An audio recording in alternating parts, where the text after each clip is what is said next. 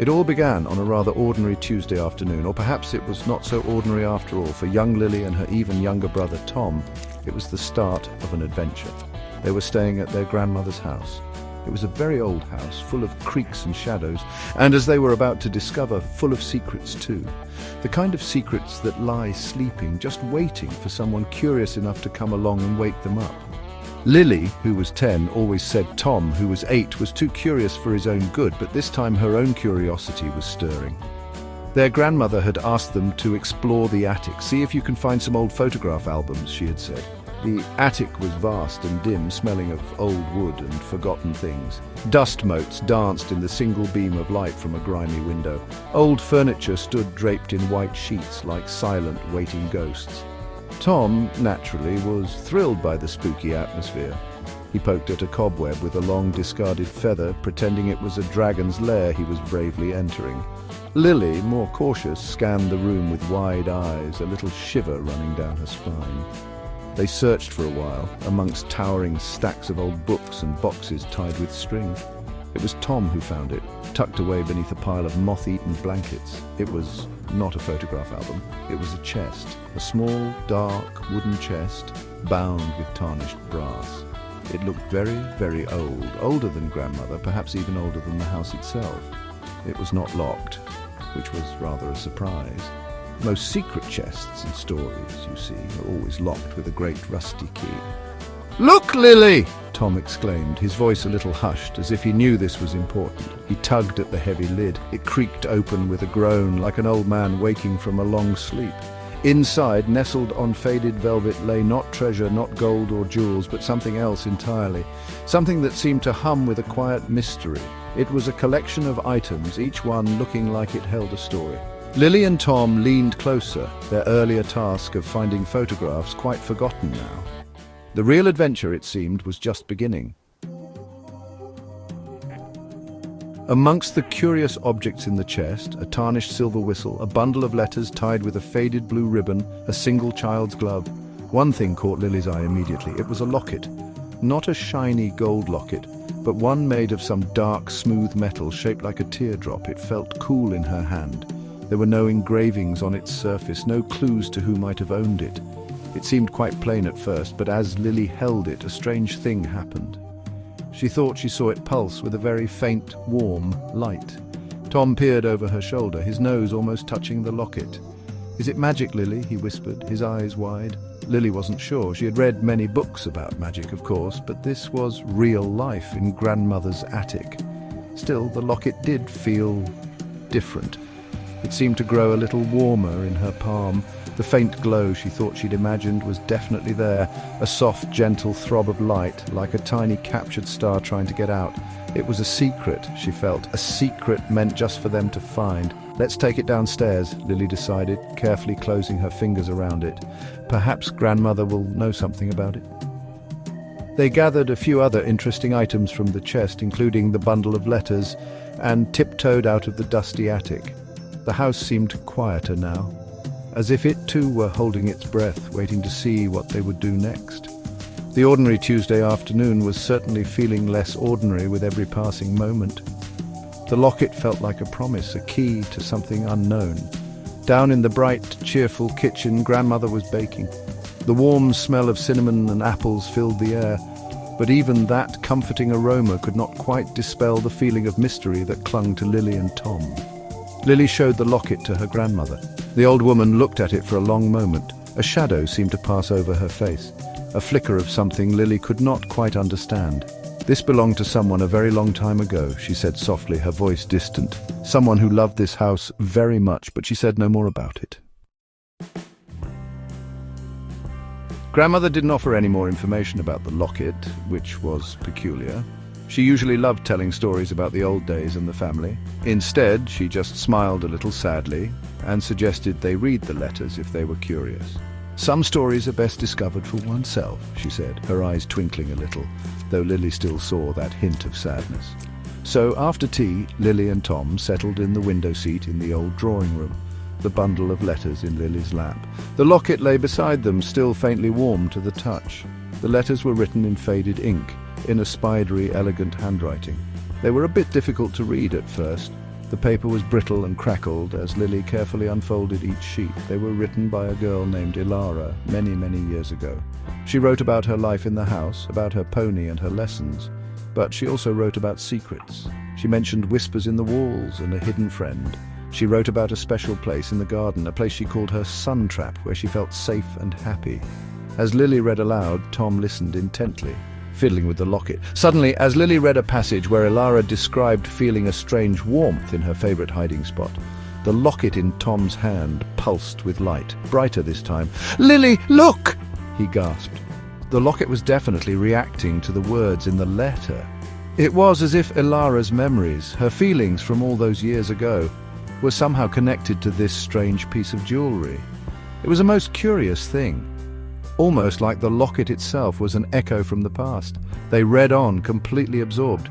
Ilara wrote about a hearthstone, something very precious to her family. She said it kept the house warm and safe, not just with fire, but with a special kind of light. She wrote that she feared it might be lost or forgotten. "I have made a map," one letter said, "so that one day someone brave and true might find what needs protecting." A map! Lily and Tom exchanged excited glances. Could the map still be somewhere in the house? The locket seemed to pulse again, as if in agreement. The idea of a map sparked a new kind of energy in Lily and Tom. A map meant a proper treasure hunt. They looked through the rest of the letters from the chest, but there was no map tucked inside any of them. Where could Ilara have hidden it? They thought about Ilara's words. She loved the garden, her sun trap. Perhaps the map was hidden somewhere connected to the outside of the house. It was a long shot, but it was the only clue they had to go on at the moment. They decided to ask Mr. Grumbles, the old gardener. Mr. Grumbles had worked at the house since he was a boy. He knew every tree, every flower bed, every nook and cranny of the extensive gardens. He was often a bit grumpy, hence his nickname, but he had a soft spot for the children and a head full of stories. They found him tending the roses near the old stone wall that bordered the woods. He grumbled a greeting, but his eyes twinkled when he saw their eager faces. Lily carefully asked him if he knew of any old maps of the house or garden. Mr. Grumbles straightened up slowly, rubbing his back.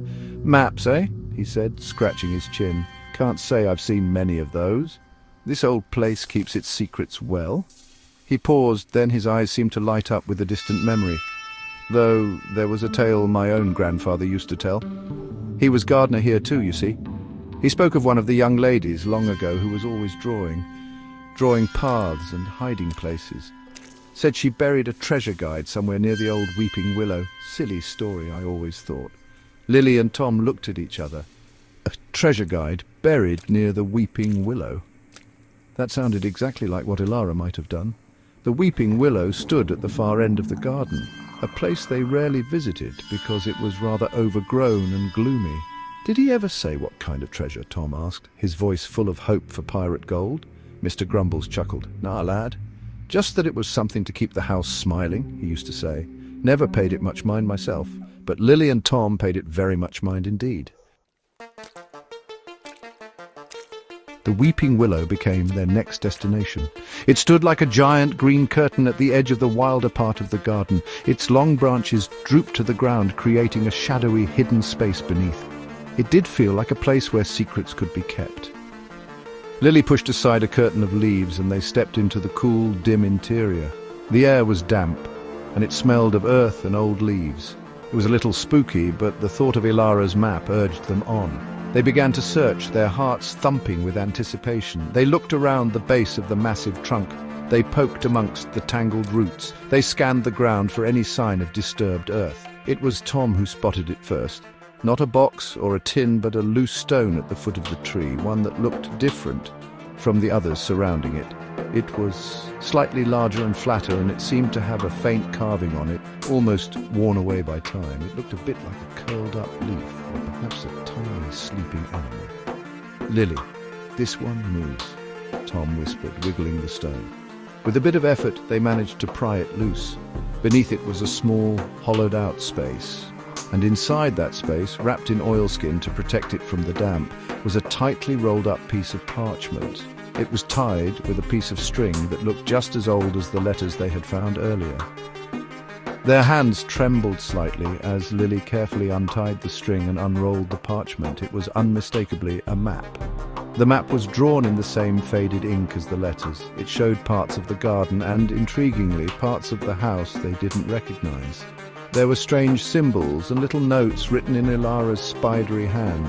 One note, beside a drawing of what looked like a rose bush, said, "Where the sun kisses the bloom, the first step is revealed." The locket, which Lily had tucked into her pocket, seemed to grow warmer.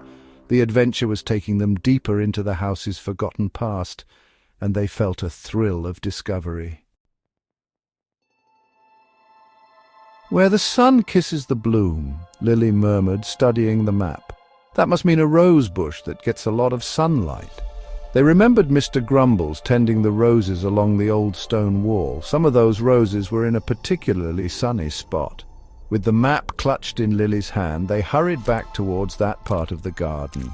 The sun was beginning to dip lower in the sky, casting long shadows which made their search feel even more urgent and mysterious. They felt like true explorers now, following ancient clues. They found the sunniest patch of roses. There were several bushes, all laden with beautiful, fragrant flowers. The map showed a specific rose, marked with a tiny star. Lily carefully compared the drawing to the bushes in front of them. "This one!" she exclaimed, pointing to a magnificent crimson rose that seemed to glow in the late afternoon light. According to Ilara's map, there was something hidden near its base. They knelt down, pushing aside the thorny stems and leaves, peering into the shadows beneath the bush. At first they saw nothing but dark earth and a few fallen petals. Tom, ever impatient, started gently prodding the soil with a stick. Then Lily noticed it. A section of the old stone wall behind the rose bush looked slightly different. One of the stones was a slightly different color, a little looser than the others. It was cleverly hidden. She pushed at it gently. It wobbled. With a shared glance of excitement, they both pushed harder. The stone slid inwards with a soft grating sound, revealing a small, dark opening, a hidden alcove. Inside the alcove it was dark and dusty. Cobwebs brushed their faces as they peered in, and there, sitting on a small stone shelf, was another object. It was a small, intricately carved wooden box. It was much smaller than the chest in the attic, but it looked just as old, if not older. This must be what Ilara meant by the first step revealed. Carefully, Lily reached in and took the box. It was surprisingly heavy for its size. What secrets did this new discovery hold, they wondered, their hearts beating fast. They carried the small wooden box back to the drawing room, feeling a mixture of triumph and trepidation. The sun had almost set now, and the room was filled with deepening shadows. Grandmother had lit a welcoming fire in the hearth, and its flickering light cast dancing patterns on the walls. It felt cozy, but the mystery of the box added a thrill to the air. They sat on the rug before the fire, the locket and the map spread out beside them, and placed the newly found box carefully in front of them. The box was not locked, but it had a strange kind of fastening. It seemed to be a sort of puzzle. There were small carved symbols around the lid, moons, stars and what looked like a tiny stylized flame. Lily remembered Ilara's letters mentioning the hearthstone and its special light. Perhaps these symbols were a clue. They tried turning them, pressing them, but nothing happened. It was clear that opening this box would require more than just simple curiosity. It would require some clever thinking. Tom, surprisingly, had an idea. "Remember the letters, Lily?" Ilara wrote about her hidden friend and whispers in the walls. Maybe the clues are not just on the box. Lily thought about this. She picked up the bundle of letters again, her eyes scanning the faded script in the dim light from the fire and a single candle they had lit. She noticed something she hadn't paid much attention to before. Some letters of the alphabet in Ilara's notes about the hearthstone were written slightly larger or with a little flourish. Could it be a cipher? A secret code hidden within the text? Working together, Lily tracing the letters and Tom writing them down, they began to pick out these emphasized letters. S-U-N-L-I-G-H-T. Sunlight, Tom whispered excitedly. They looked at the box. One of the carved symbols was indeed a sun. Lily pressed it. Then she tried to arrange the other symbols to somehow represent light, perhaps following the order of the letters. After a few tries, there was a soft click. The lid of the box sprang open a tiny fraction. With bated breath, Lily lifted the lid of the carved wooden box. Inside, nestled on a bed of faded silk, was not the hearthstone itself, but another piece of parchment. This one was smaller than the map, and the writing on it was even more faded. It seemed to be a poem, or perhaps a riddle. It spoke of the hearthstone, not as a mere object, but as the heart of the house, a source of warmth, light and protection. It hinted that the hearthstone was hidden to keep it safe from shadows, both literal and metaphorical. The poem described the hearthstone as something that glows with the joy of 1,000 summers and sings the song of home. It said that only those with a true heart and a kind spirit could find it. It also mentioned a guardian, not a fierce monster, but something more subtle, a watcher in the quiet places. Lily felt a shiver go down her spine. This was becoming much more than a simple treasure hunt. It felt important, as if they were part of a very old story, a story that needed a happy ending. They reread the poem several times, trying to understand its cryptic clues. It spoke of where the first light touches and where the last shadow lingers. It hinted at a location within the house itself, somewhere central, somewhere connected to warmth and light. The fireplace in the drawing room suddenly seemed very significant. It was the main hearth of the house, after all. Could the hearthstone be hidden somewhere within or near it?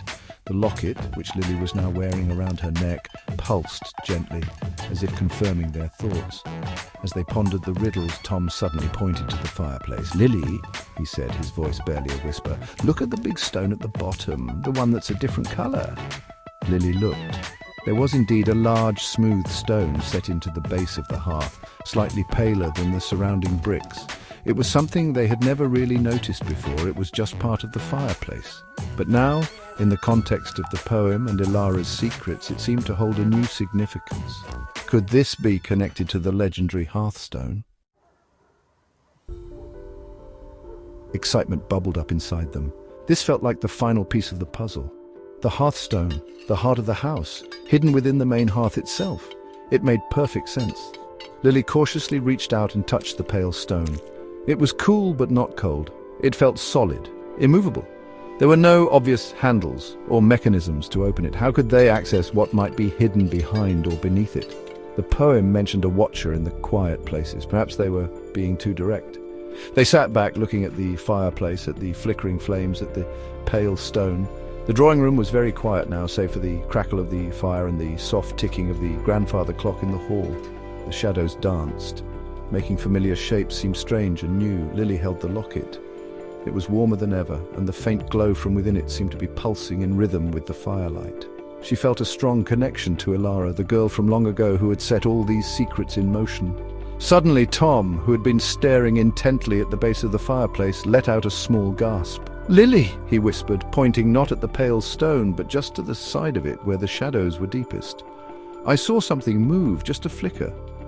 Lily strained her eyes. At first she saw nothing but the dark recesses of the hearth, but then she saw it too. A tiny glint of light, as if something metallic had reflected the firelight for just a moment from within a small crevice between the stones. Just as Lily was about to investigate the glint, a sound from outside the drawing room door made them both freeze. It was a soft sound, but unmistakable in the quiet house, the sound of a footstep in the hallway, then another. Someone was moving stealthily, quietly, just outside the room. They were not alone. Grandmother was in the kitchen, they knew, and these footsteps sounded different, lighter, more cautious. Who else could be in the house? And were they also looking for the hearthstone? The adventure had just taken a very new and perhaps dangerous turn.